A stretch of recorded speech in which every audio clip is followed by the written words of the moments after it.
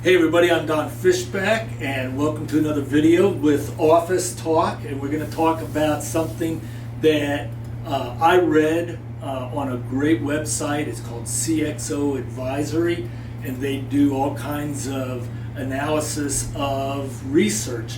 And I was talking with Brian Strain over here just a little while ago, and there was a Bloomberg article about the same subject, and that subject is about humans versus machines, and the context of that is in analysis, a stock picking analysis. And so there was a research paper that was published back in December of 2019, so just a few weeks ago, and I'm going to get the research paper right here, and I'm going to read. It's from some guys, and you got to put on the readers, right? The research paper is titled "Man versus Machine: A Comparison of Robo-Analysts and Traditional Research Analyst Investment Recommendations." And it's from 3 professors at Indiana University.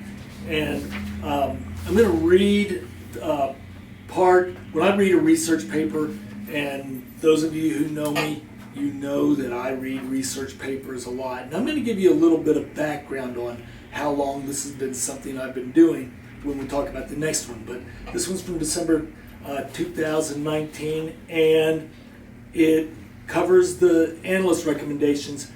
When I look at this stuff, I begin by looking at the abstract, and then I look at the introduction, and then I look at the... Thank you, Terry. That was great. You can tell this is an informal shot, right? So I then look at abstract, introduction, and then I look at the data. Well, when I read the abstract for this one, it prompted me to skip the intro and go right to the data, because I had a suspicion. So I'm going to read from the data section. To conduct our analyses, we examine robo-analyst and traditional analyst stock recommendations issued between 2003 and 2018, as robo-analyst recommendations were generally sparse prior to 2003. In order to compare recommendations between robo-analysts and traditional analysts, we focus on a common set of covered firms. We begin with a sample of all firms on IBES, that's institutional, it's easy for you to say, right? Institutional Brokerage Estimate Services. So it's a big database of all the recommendations that brokers make. We begin with the sample of the firms on IBES during our sample period that are covered by at least 3 analysts and have at least 5 years of coverage. In order to make the data collection manageable, we randomly selected 1,500 of these firms that meet the criteria and collect robo-analyst reports for these firms from Thomson One. So you were asking me earlier about where they get it, so they're getting it from Thomson One. And by the way, Thomson is Thomson Reuters, so Thomson Reuters owns Thomson One, which is a robo-analyst, and Thomson Reuters also manages the IBES database, which, by the way, that goes back to 1976. So that's a lot. The traditional analyst buy and sell recommendations is kept on something that dates back a long, long time. These procedures result in a total of 76,568 reports from robo-analyst research firms. We then match these reports to the IBES sample to obtain a final sample of 134,781 reports for 1,002 firms that have overlapping coverage of robo-analysts and traditional analysts. So they took 1,500 firms, 1,500 companies, and then looked to see where the traditional and the robots overlap, and it ended up being 1,002, and the data went from 2003 to 2018. Well, like I said, when I read this, when I saw the title, I just saw the title, and it said, "A Comparison of Robo-Analysts and Traditional Research Analyst Recommendations." I've done this long enough that I knew where they were going to get that traditional analyst recommendations, and it threw up a flag. And it just raised my suspicions and threw up a flag. And I'm going to tell you why. because this is another research paper, and I just had the first page of the research paper. This is from the Journal of Finance, which is the bedrock academic investment journal. So this is like the granddaddy of them all, the Journal of Finance.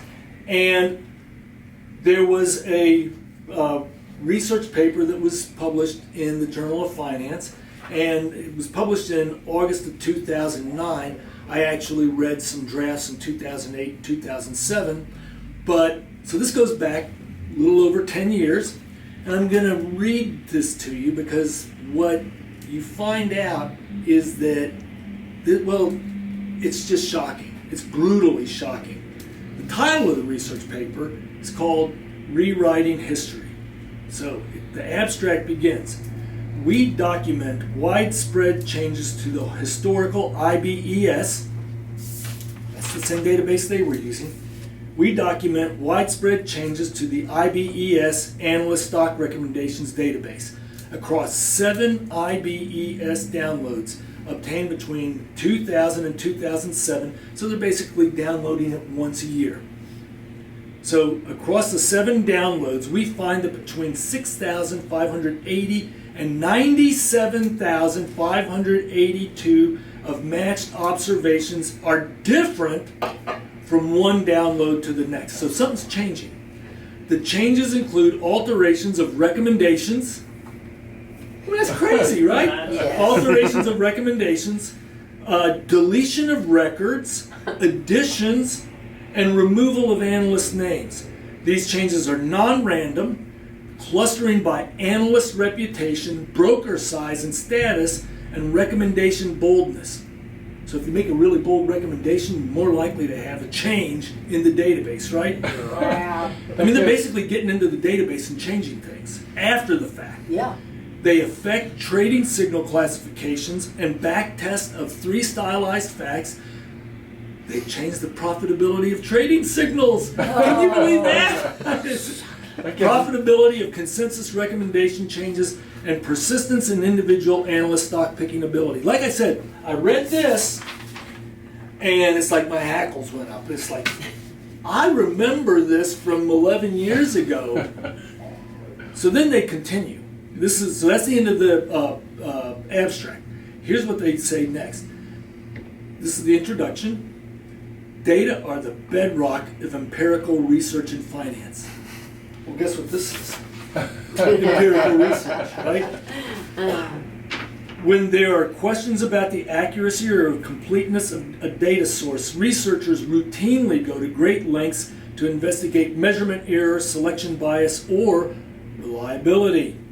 But what if the very contents of a historical database were to change in error over time? Such changes to the historical record would have important implications for empirical research. They could undermine the principle of replicability, which in the absence of controlled experiments is the foundation of empirical research in finance. They could result in over or under estimates of the magnitudes of empirical research effects, leading researchers down blind alleys. So I read this, and now I have no idea if the robots are going back and changing records or anything like that, but I know that people are. And so when you see stuff where it's based on analyst recommendations, if you see IBES in that thing, just remember this. And I have no idea if Thomson Reuters has modified analyst access to where they can't change things anymore. I have no idea if Thomson Reuters is allowing the owner companies of these robots to change things. So I have no idea if there have been any improvements or not. But the point about this is always view things skeptically. You gotta have a skeptical mind in this thing. Question everything. And so that's the lesson. I hope you all enjoyed this video. If you like it, just let us know. Hit the like button right down there and subscribe to our channel. Thanks for watching.